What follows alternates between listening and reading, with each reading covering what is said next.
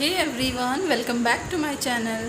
तो फ्रेंड्स, आज मैं बताने वाली हूँ आप लोगों को कि मतलब आप लोग बहुत सारे लोग कमेंट्स कर रहे हो कि मैम मेडिकल के बारे में बताइए कि मेडिकल कैसे होता है, क्या क्या टेस्ट होते हैं इसमें।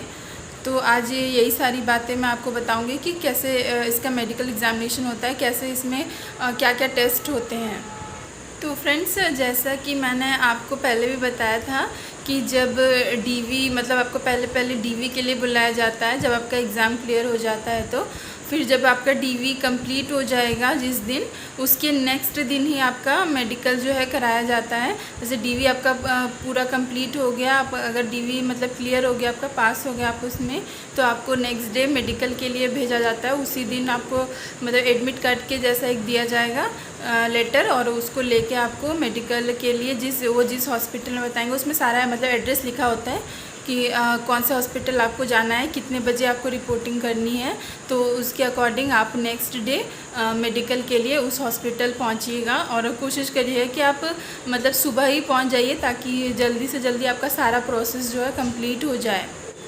तो फ्रेंड्स, जब आप हॉस्पिटल पहुंचिएगा तो वहाँ पे सबसे पहले आपको रजिस्ट्रेशन कराया जाएगा। जितने लोग पहुंचिएगा सबका रजिस्ट्रेशन होगा। उसके बाद वो आपको एक फॉर्म देंगे, उस फॉर्म को मतलब आपको फिल करना है, और बाकी जो फॉर्म रहेगा उसमें मतलब सारे जो डॉक्टर्स हैं उनके पास लेके जाना है एक एक करके आपको, और वो आपको चेक करके उसके अकॉर्डिंग वो आपको आपका जो फॉर्म है वो फिल करेंगे। तो वो आपको बताते जाएंगे कि कहाँ कहाँ पहले जाना है। तो सबसे पहले जो हमें भेजा गया था, सबसे पहले वो आपको एक्सरे के लिए भेजते हैं। तो सबसे पहले जाके आपको एक्सरे कराना होता है वहाँ पे। वो आपको बता देंगे कहाँ जाना है, कौन से फ्लोर पे जाना है। तो वहाँ पे आप सबसे पहले आपका एक्सरे होगा। फिर एक्सरे कंप्लीट होने के बाद वो मतलब आपका यूरिन लिया जाएगा। यूरिन टेस्ट होता है आपका। उससे मतलब अगर शुगर वगैरह का लेवल आपका पता चलेगा, तो उसके लिए आपका यूरिन टेस्ट होता है। तो आपको वहाँ पे यूरिन सबमिट करना होगा अपना। इसमें जो आपका यूरिन टेस्ट होता है और जो आपका चेस्ट का एक्सरे होता है, उसका रिपोर्ट आपको मतलब तुरंत नहीं पता चलेगा। उसका रिपोर्ट आपको नेक्स्ट डे मिलेगा, जो कि वो आपको मोबाइल पे भेज देते हैं। एक लिंक भेजेंगे, जिससे उस लिंक से आपको एक ऐप डाउनलोड करना पड़ेगा, और उसमें वो शायद पासवर्ड भी आपको देते हैं। तो उस पासवर्ड से आप उसमें इन करके अपना जो रिपोर्ट है आप देख सकते हो। बट वो आप नेक्स्ट डे या शाम को, जब सारा प्रोसेस कंप्लीट हो जाएगा तो शायद शाम को ही वो भेज देते हैं। तो शाम को तक आपको अपना मतलब पता चल जाएगा रिपोर्ट, कि आपका रिपोर्ट नॉर्मल है कि क्या है। और जब मतलब यूरिन वाला कंप्लीट हो जाएगा आपका सेक्शन, उसके बाद आपको वो हाइट, वेट, ये सब मेज़रमेंट के लिए जो आपका बीएमआई निकलता है, तो उसको मेज़रमेंट करने के लिए आपको वहाँ पे चेक करना होगा। आपने वो खुद से आप कर सकते हो, या फिर वहाँ पे एक रहेंगे वो आपका ब्लड प्रेशर चेक करेंगे, और आपका वेट मेज़र करेंगे, आपका हाइट मेज़र करेंगे। तो ये तो नॉर्मल रहता है, इसमें कोई डरने की बात नहीं है। मेन जो आपका इधर जो है आपका यूरिन और चेस्ट एक्सरे का जो मेन होता है वो होता है।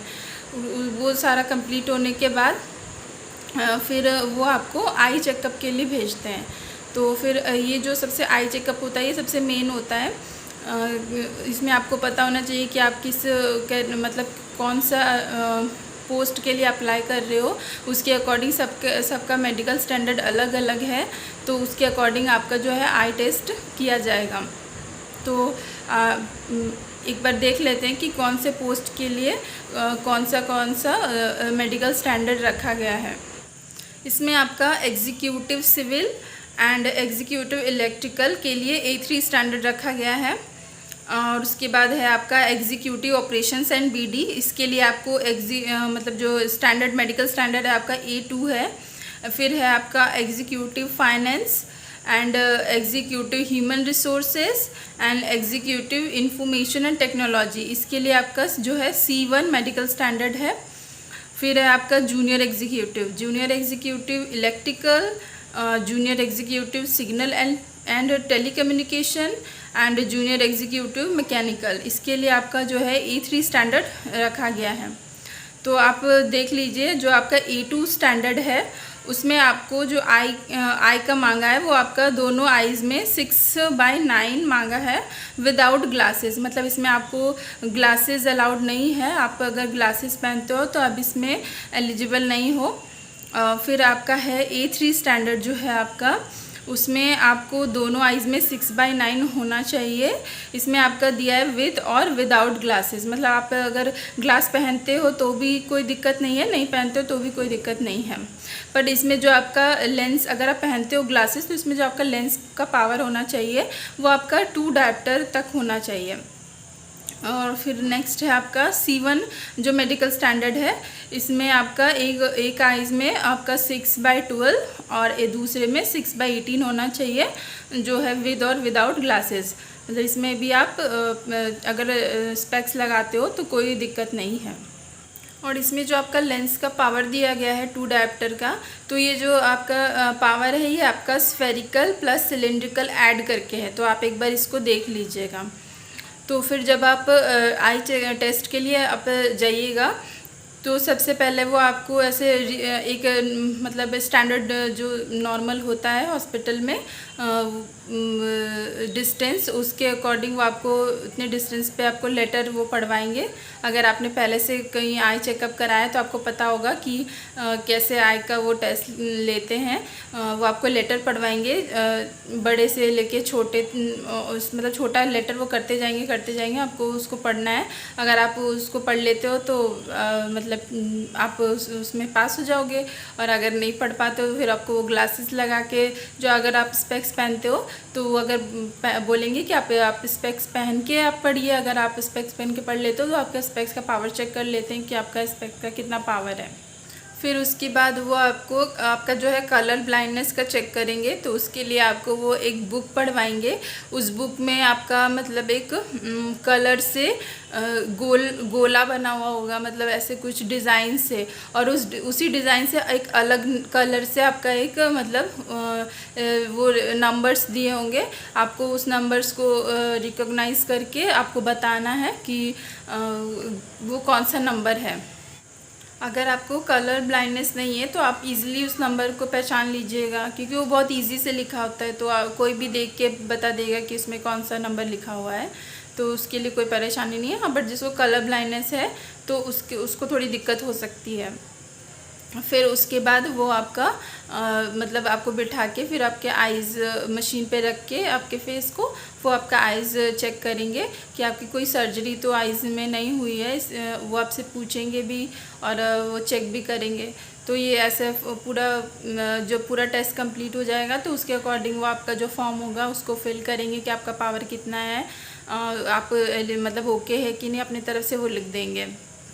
वो कंप्लीट होने के बाद फिर आपको दूसरे सेक्शन में भेजा जाएगा, जो कि होता है आपका ईयर का सेक्शन। मतलब उसके बाद आपका ईयर टेस्ट कराया जाएगा।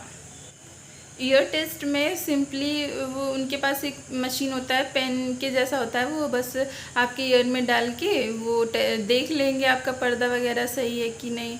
और फिर वो आपसे थोड़ा पूछ भी लेंगे कि आपको ठीक से सुनाई देता है या नहीं, और हो सकता है तो वो आपको मतलब लेफ़्ट राइट करके थोड़ा साउंड देंगे और आपको बताना पड़ेगा कि किधर से साउंड आ रहा है। वैसे हल्का फुल्का थोड़ा टेस्ट करते हैं बस ईयर का।